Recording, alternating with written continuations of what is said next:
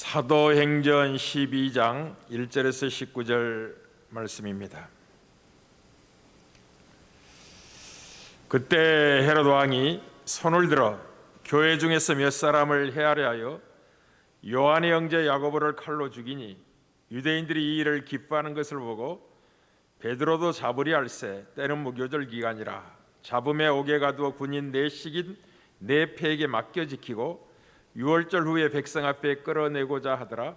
이에 베드로는 옥에 갇혔고 교회는 그를 위하여 간절히 하나님께 기도하더라. 헤롯이 잡아내려고 하는 그 전날 밤에 베드로가 두 군인 틈에서 두 쇠사슬에 매여 누워 자는데 파수꾼들이 문 밖에서 옥을 지키더니 호련히 주의 사자가 나타나매 옥중에 광채가 빛나며 또 베드로의 옆구리를 쳐 깨워 이르되 급히 일어나라 하니 쇠사슬이 그 손에서 벗어지더라. 천사가 이르되 띠를 띠고 신을 씻으라 하거늘 베드로가 그대로 하니 천사가 또 이르되 겉옷을 입고 따라오라 한데 베드로가 나와서 따라갈새 천사가 하는 것이 생시인 줄 알지 못하고 환상을 보는가 아니라 이에 첫째와 둘째 파수를 지나 시내로 통한 세문에 이르니 문이 저절로 열리는지라. 나와서 한 거리를 지나매 천사가 곧 떠나더라. 이에 베드로가 정신이 들어 이르되 내가 이제야 참으로 주께서 그의 천사를 보내어 나를 헤롯의 손과 유대 백성의 모든 기대에서 벗어나게 하신 줄 알겠노라 하여 깨닫고 마가라는 요한의 어머니 마리아의 집에 가니 여러 사람이 거기에 모여 기도하고 있더라. 베드로가 대문을 두드린데 로데라는 여자아이가 영접하러 나왔다가 베드로의 음성인 줄 알고 기뻐하여 문을 미처 열지 못하고 달려 들어가 말하되 베드로가 대문 밖에 섰더라 하니 그들이 말하되 내가 미쳤다 하나 여자아이는 힘써 말하되 참말이라니 그들이 말하되 그러면 그의 천사라더라. 베드로가 문 두드리를 그치지 아니하니 그들이 문을 열어 베드로를 보고 놀라는지라. 베드로가 그들에게 손짓하여 조용하게 하고 주께서 자기를 이끌어 옥에서 나오게 하던 일을 말하고 또 야고보와 형제들에게 이 말을 전하라 하고 떠나 다른 곳으로 가니라. 날이 샘에 군인들은 베드로가 어떻게 되었는지 알지 못하여 적지 않게 소동하니 헤롯이 그를 찾아도 보지 못하며 파수꾼들을 신문하고 죽이라 명하니라. 헤롯이 유대를 떠나 가이사라로 내려가서 머무니라. 아멘. 오늘 본문을 잘 이해한다면 이제 신앙생활에 자유함을 누리게 될 것입니다.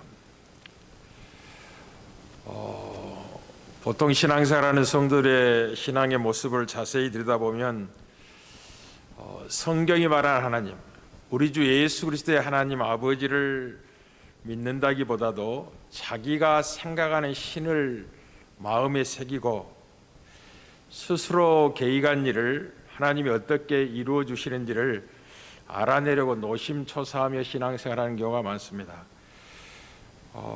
그러면 자유함이 없죠. 그러나 성경의 하나님을 제대로 알고 그 하나님을 인정한다면 범사에 자유함을 누리고 걱정할 일이 없다는 사실이 이제 알게 될 겁니다. 우리는 지난 4주 동안에 이 시간에 이방인의 선교 거점인 수리의 안디옥을 어떻게 복음으로 하나님이 충만케 하셨으며 선교사를 파송할 준비를 하나님이 어떤 열심으로 하나하나 준비하셔서 마침내 이제 이방인의 선교가 시작될 즈음에 있습니다.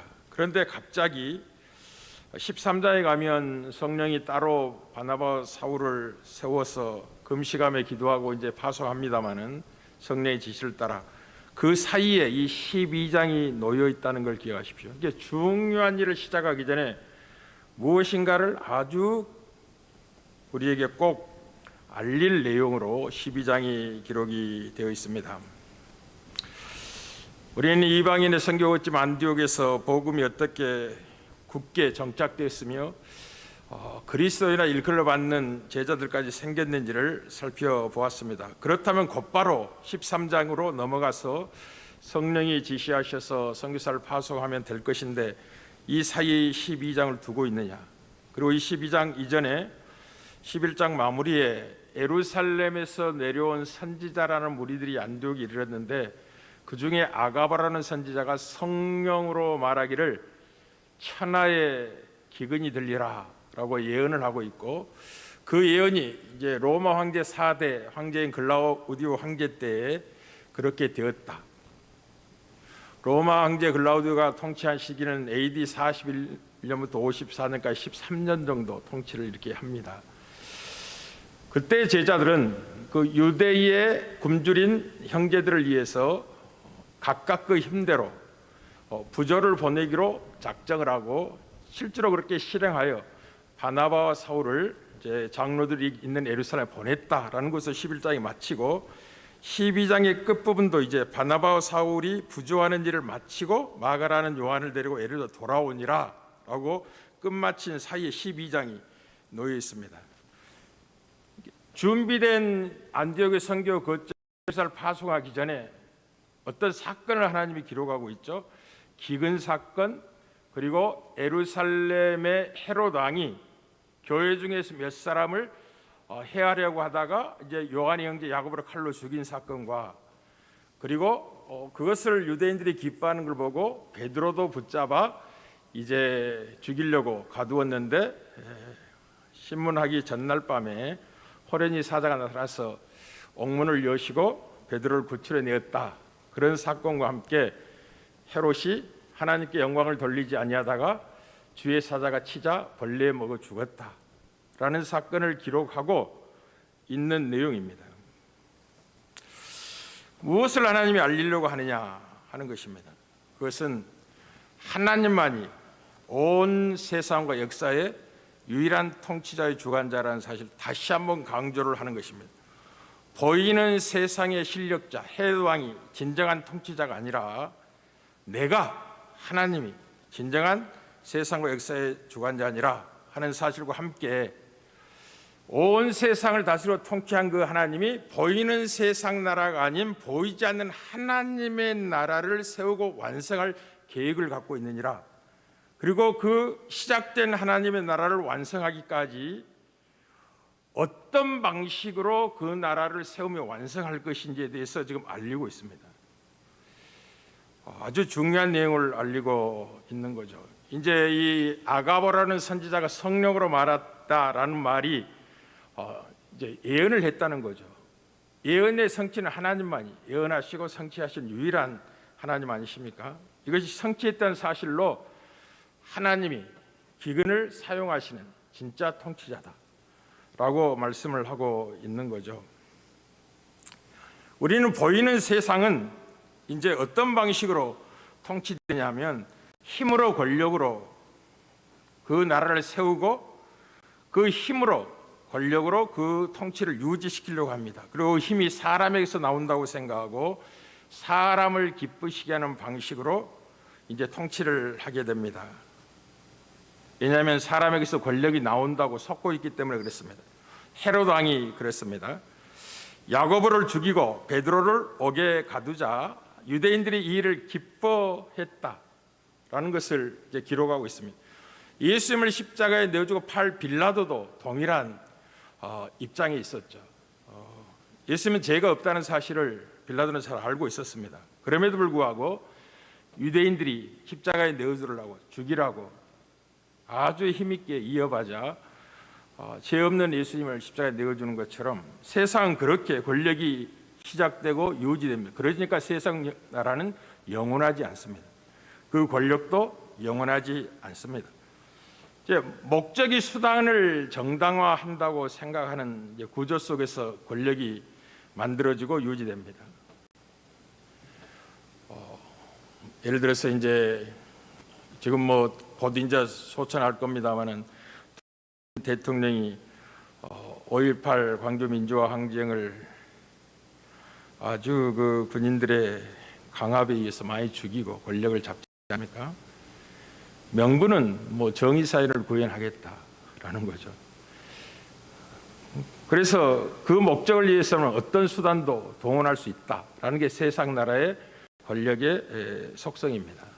그러나 그 목적을 이룰 실력이 그들에게 없다는 걸 알게 될 겁니다. 잘못 사용한 수단이 자기를 옥매우고 결국 자기를 해망시키는 이유가 된다는 사실을 곧 이제 눈치채게 될 겁니다. 두 분이 이제 거의 뭐 치매 상태에 있고 또 사람과 대화를 못한 상태로서 또 대우대학교에는 10년 이상 이제 누워 있다고 하잖아요. 참 안타깝죠. 그게 세상의 정체입니다. 그러나 하나님이 세우고자 하는 나라는 이제 평화의 왕이신 예수 그리스도로 말미암아 세우신 하나님의 나라입니다. 이는 평화의 나라고 정의와 공의로 다스려질 나라입니다. 영원한 나라입니다. 목적을 위해서 수단을 정당화하는 나라가 아니라 그 목적과 수단이 일치되는 나라입니다. 평화의 나라를 목적하고 있기 때문에 그 나라를 이루는 과정도 세상의 힘과 권력을 사용하지 아니하고 희생과 섬김과 사랑으로 그 나라를 세워가게 될 겁니다. 그래서 그 나라는 영원한 나라가 될 것입니다. 하나님이 세우고자 하는 나라는 섬김과 사랑의 나라는 걸 잊지 마십시오. 그래서 그 나라를 이루는 방식도 섬김과 사랑으로 그 나라를 세워간다는 걸 기억하셔야만 합니다. 이제 우리 주 예수 그리스도가 이 땅에 오시기 전에 이사야 선지자를 통해서 예언됐을 때 예수님을 이렇게 예언하죠. 이는 한 아이가 우리에게 낳고 한 아들을 우리에게 주신 바 되었는데 그의 어깨는 정사를 메었고 통치권을 가졌다고 말이에요. 그의 이름은 기묘자라 모사라 전능하신 하나님이라 영존하신 아버지라 평강의 왕이라 할 것임이라.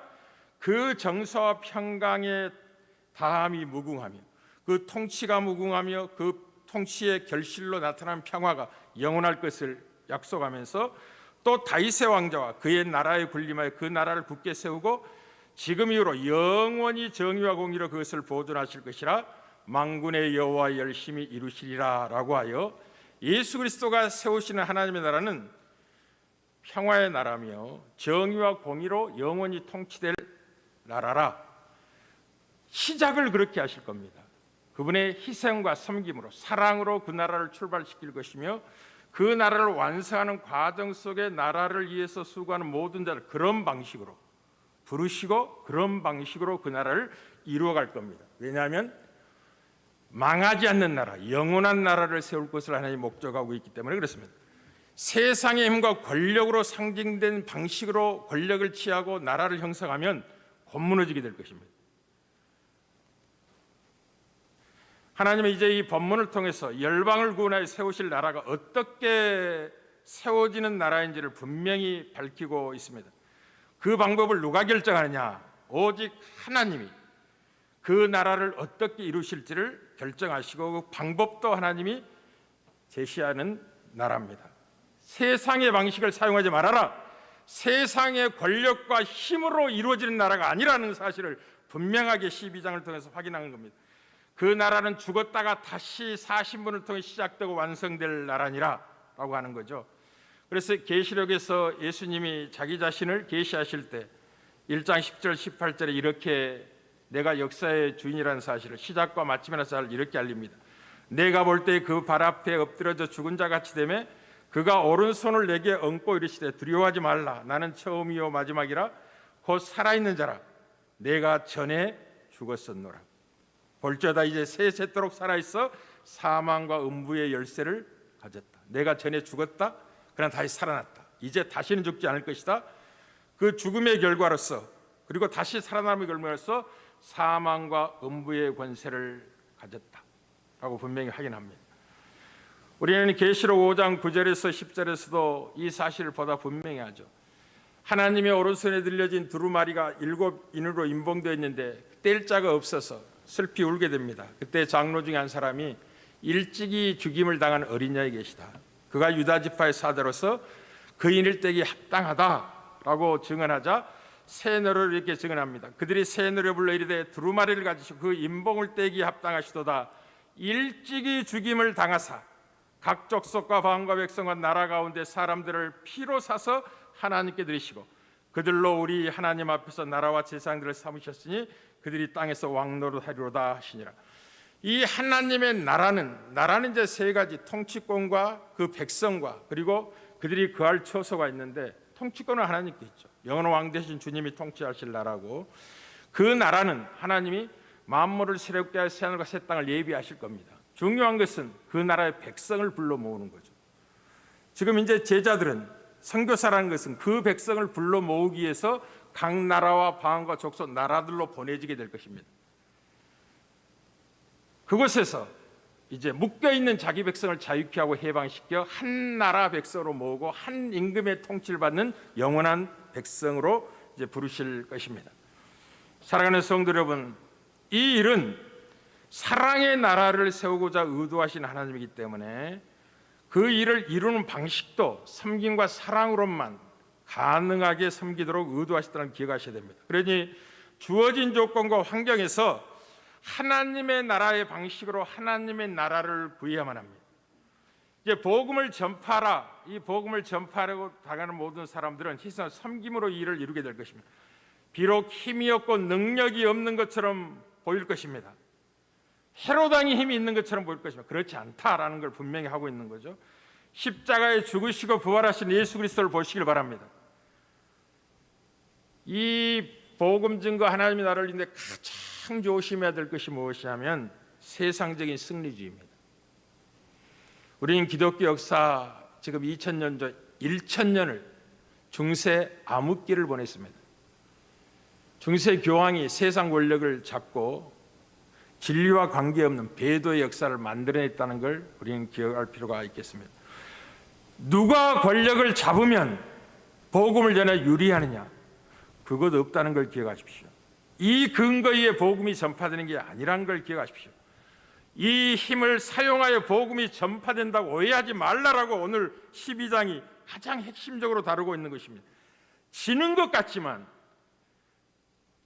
예수 그리스도께서 이루실 나라가 결국은 태산을 이루게 될 것입니다. 이게 다니엘서 예언해 둔 거죠. 다니엘서 2장 44절 45절입니다. 이 여러 왕들의 시대에 하늘의 하나님이 한 나라를 세우시리니, 이제 느부갓네살 왕이 금신상의 이 이상을 보게 되는 거죠. 다니엘의 이제 해석을 통해서 알게 되죠. 바벨론, 페르시아, 헬라, 로마 제국이 융성하게 한 인상의 형상의 모습으로 서 있게 될 겁니다. 그때 산에서 손을 대지 않은 뜨인돌이 와서 모든 것을 무너뜨리고 그 나라를 이룬데 태산을 이룬 것처럼 이루게 될 것입니다. 이 나라는 영원히 망하지도 아니할 것이요 그 국권이 다른 백성에 돌아가지 아니할 것이요 도리어 이 모든 나라를 쳐서 멸망시키고 영원히 설 것이라. 손대지 아니한 돌이 산에서 나와서 새와 녹과 진흙과 은과 금을 부서뜨린 것을 왕께서 보신 것은 크신 하나님이 장래일을 왕께 알게 하신 것이라. 이 꿈은 참되고 그 예측은 확실합니다 라고 하여 어떻게 세상 나라를 무너뜨리고 하나님의 궁극적인 나라, 하나님의 나라를 이루실지에 대한 환상을 그렇게 보여줍니다. 동일한 2장에 이 사실을 두 번이나 강조, 다니엘서 2장 34절 35절도 또 왕이 보신즉 손대지 아니한 돌이 나와서 신상의 새와 진흙의 발을 쳐서 부서뜨리매 그때 새와 진흙과 녹과 은과 금이 다 부서져 여름 타작마당이 겨같이 되어 바람에 불려간 것이 없겠고 우상을 친 돌은 태산을 이루어 온 세계에 가득하였더라 라고 하여 지는 것 같은 헤롯 왕의 핍박에서 야고보가 칼에 목이 잘려 죽고 유대인들이 기뻐하는 것을 보고 베드로까지 잡아 옥에 가두어서 그걸 죽이려고 했지만 또 베드로는 하나님이 사자를 보내서 옥에서 이제 구출해 낸 사건이 기록되어 있고 결국은 그 헤롯이 하나님의 사자의 침에 의해서 벌레에 먹여 죽었다는 것을 다루고 있는 것을 보게 될 겁니다. 그래서 사랑하는 성도 여러분, 지금 이방 선교를 목전에 두고 지금 중요한 사실을 하나님이 알리고 있는 겁니다. 심판은 하나님께 맡기고 너희는 너희의 일을 하라라고 말하는 거죠. 우리만이 할 수 있는 일을 하라고 하는 겁니다. 희생하며 섬기며 사랑하는 과정 속에 억울함을 당할지라도 그걸 짊어지라고 말하는 거죠. 이런 것들은 세상에서는 힘을 가지는 방법으로 쓰지 않기 때문에 무시하게 될 것입니다. 저렇게 해서 어떻게? 그러나 그렇게 해서 하나님의 나라가 이루어진다는 걸 기억하셔야 됩니다. 그래서 조건이 나쁠수록 복음 전파에는 오히려 왕성한 역사를 만들 것입니다. 그래서 12장의 결론 부분에 가면 헤롯이 죽고 나서 한 절을 살며시 기록해 놓습니다. 하나님의 말씀은 흥왕하여 더하더라 라고 하여 지는 것 같은 이 모습 속에서 하나님의 나라가 어떻게 왕성하게 진전이 되고 이루어지는지를 정확하게 보입니다.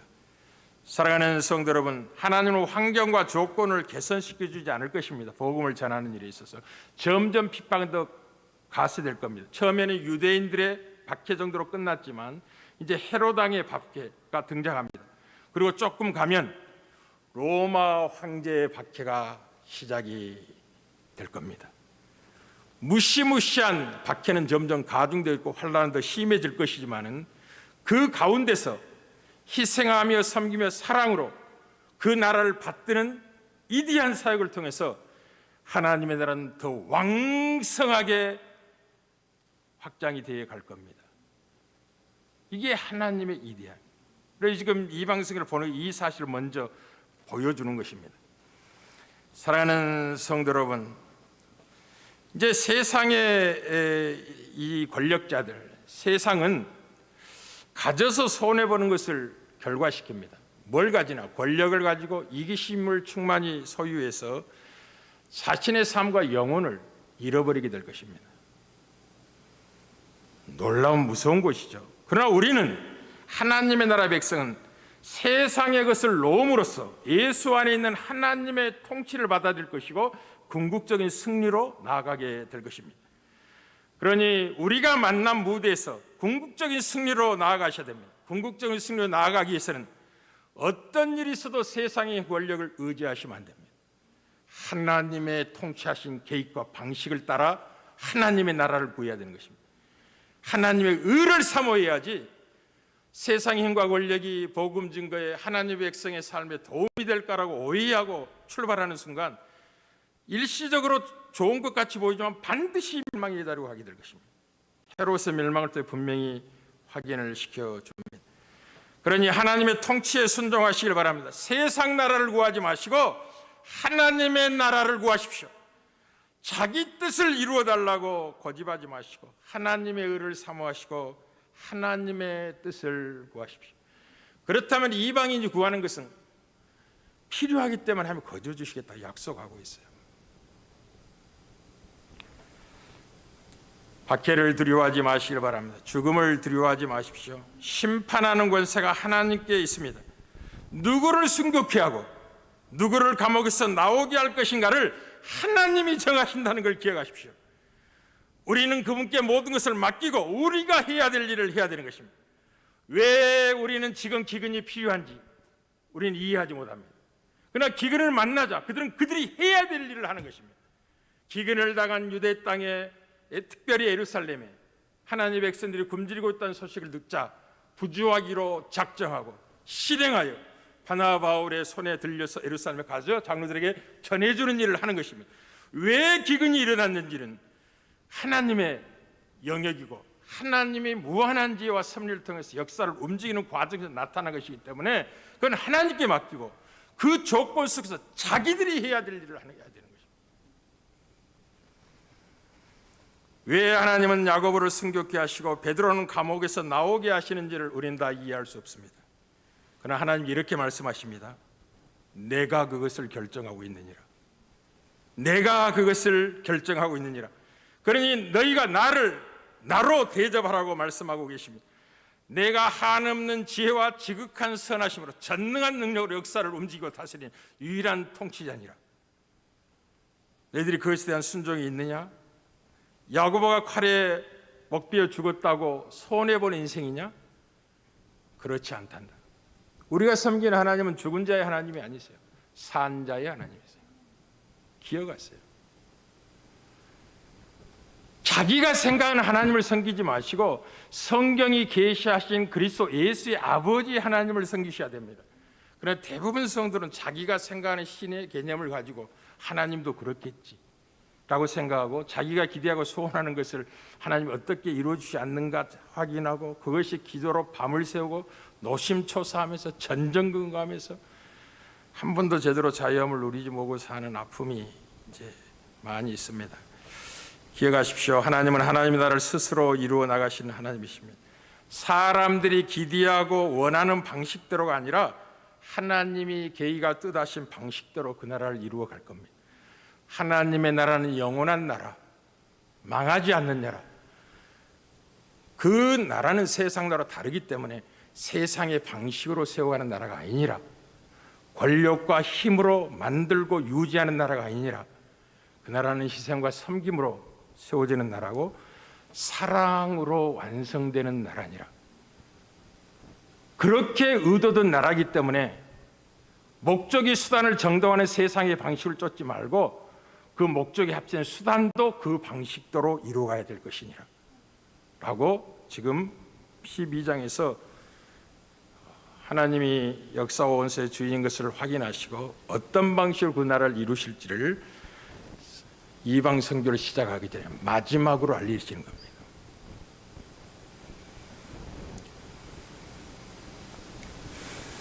희생과 섬김 많은 고난을 박해를 자초하게 될 겁니다.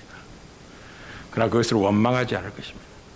하나님이 그렇게 뜻하셨고 그런 방식으로 그 나라를 이루시기로 작정하셨기 때문에 그 나라는 수많은 복음 증거자의 고난에 박해의 압박에도 불구하고 하나님의 말씀은 점점 흥왕하여 그 뜻을 이루어가게 될 겁니다. 참 놀라우신 하나님이시죠. 사랑하는 성도 여러분, 순종하는 자기 백성들과 함께 영원히 망하지 않는 한 나라를 세우고 계시다는 게 없이 망하지 않는 나라. 세상 나라는 망할 겁니다. 세상 권력은 무너질 겁니다. 그러나 하나님의 나라는 망하지 않을 것이고 그 나라의 통치는 영원할 것입니다. 왜냐하면 세상과 다른 방식으로 세워질 나라이기 때문에 그렇습니다. 이것을 에스겔서 30장 21절 22절에 분명히 하죠. 그들에게 이르시기를 주 여호와께서 이같이 말씀하시길 내가 이스라엘 자손을 잡혀간 여러 나라에서 인도하여 그 사방에서 모아서 그 곡땅으로 돌아오게 하고 그 땅 이스라엘 에서 그들이 한 나라를 이루어 한 임금이 모두 다스리게 하리니 그들이 다시는 두 민족이 되지 아니하며 두 나라로 나뉘지 아니할 것이라고요. 장차 있게 될 유대인과 이방인들의 구원이 어떻게 그리스도 예수 안에서 한 나라 백성으로 부름을 받게 되고 한 임금의 통치 아래서 영원히 이루어질 나라가 될 것인지를 예언하고 있는 것을 보게 됩니다. 그러니 가장 어리석고 무지한 그 복음의 일꾼들이 누구냐 하면 하나님이 세상적인 힘과 권력을 주지 않기 때문에 복음사를 못한다고 오해하는 것입니다. 지금 이제 배도는 그렇게 일어나는 것입니다. 배도는 하나님이 돈을 안 주니까 하나님이 권력을 안 주니까 더 이상 못하겠습니다. 그러니 세상이 요구하는 힘, 돈을 벌고 권력을 취해서 그 다음에 출발하겠습니다. 그건 세상의 정치가들이 하는 겁니다. 그건 하나님의 나라 속성을 모르고 있는 거예요. 어떻게 하나님의 나라가 이루어지는지를 모르고 있으니까 좀 어렵고 힘들면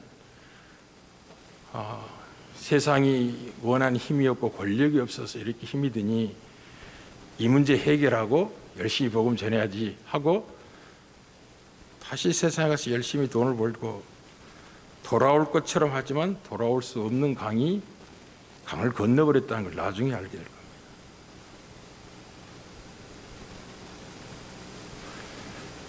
오늘 이방 선교를 앞두고 출발하기 전에 12장을 하나님이 두신 이유가 여기에 있습니다. 내가 온세 역사와 우주의 주인이니라.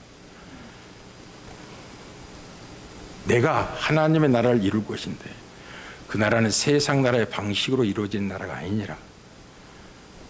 섬김으로, 희생으로, 사랑으로 이루어진 나라니라. 야고보가 칼에 목에 달려 죽었다고? 내가 모르고 있는 것 같니? 베드로가 옥에 갇혔다고? 내가 끄집어내려고 하면 그냥 끄집어내는 거야. 내가 결정해. 내가. 그것에 대한 순복이 있느냐? 그것을 알아야지 이제 출발하게 될 거야 라고 알리는 것 같습니다. 그래서 예수님도 동일하게 제자들을 육신을 가지고 올 때 파송하실 때 이 문제를 정확히 똑같이 다루셨습니다. 뭐라고 먼저 다루시냐면 몸은 죽여도 영혼은 능히 죽이지 못하는 자들을 두려워하지 말고 오직 몸과 영혼을 능히 지옥에 멸하실 수 있는 이를 두려워 하나님을 생각하라는 거죠. 참새 2마리가 하나 손에 팔리지 않느냐? 그러나 너희 아버지께서 허락하지 아니하시면 그 하나도 땅에 떨어지지 아니하니라. 야고보가 칼에 목에 죽은 게 우연히 죽은 것 같으면 그렇지 않습니다. 두려워하지 말라. 너희는 많은 참새보다 귀하니라고 동일하게 파송하기 전에 이 문제를 다루고 있고, 요한계시록도 마찬가지입니다. 이제 세상의 환란이 인이 띄어지기 전에 무엇부터 보여줘요? 하늘 보좌부터 보여주는 겁니다. 이 일을 진행하고 통제하고 있는 자가 나니라, 세상이 아니니라. 그러니 어떤 환란과 고난이 역사 속에 나타나리라 두려워하지 말아라. 믿음을 굳게 하라. 너희들이 승리하게 될 것이다 라고 말씀하시는 거예요. 지금 중요한 이방인의 선교를 목전에 두고 마지막으로 하나님이 이 사실을 12장에서 알리고 있습니다. 알리신 구체적인 내용은 몇 주에 걸쳐서 좀 확인하겠고요. 오늘은 전체적인 하나님의 의도만 살피고 있습니다. 처음에 이렇게 시작했습니다. 여러분이 오늘 본문을 이해한다면 여러분의 신앙생활에 자유함을 얻게 될 것이라. 하나님을 제대로, 이제 하나님의 통치를 제대로 순응한다면 범사에 감사란 말이 무엇인지를 알게 될 겁니다. 진짜 신앙생활의 여유가 그곳에 있다는 걸 보게 될 겁니다. 내가 생각하는 신을 하나님이라고 오해하지 마세요. 하나님의 지혜는 한이 없습니다. 그분의 선하심은 지극합니다. 그분의 능력은 상상을 초월합니다. 죽은 자를 살리신 하나님, 죽은 자의 하나님이 산 자의 하나님인 걸 기억하십시오. 그 안에서 자유와 힘을 얻는 저와 여러분들 되기를 주의 이름으로 축복합니다.